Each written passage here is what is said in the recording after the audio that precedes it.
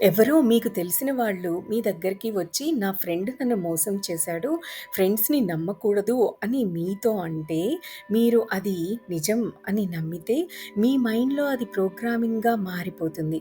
అప్పుడు మీ subconscious mind తన అనంతమైన శక్తిని యూజ్ చేసి, మీ లైఫ్‌లోకి ఒక ఫ్రెండ్‌ని తీసుకువచ్చి, ఆ ఫ్రెండ్ మిమ్మల్ని మోసం చేసేటట్టు చేస్తుంది.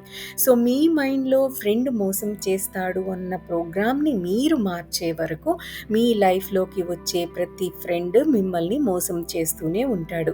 సో, ఎరుకతో ఉండాలి. కాన్షియస్ మైండ్‌లో ఎటువంటి నెగెటివ్ ప్రోగ్రామింగ్ ఫార్మ్ అవ్వకుండా మనమే చూసుకోవాలి. ఎవరితో మాట్లాడుతున్నా, ఏ సిట్యుయేషన్ ఫేస్ చేస్తున్నా, ఏం చేస్తున్నా చాలా చాలా జాగ్రత్తగా ఉండాలి.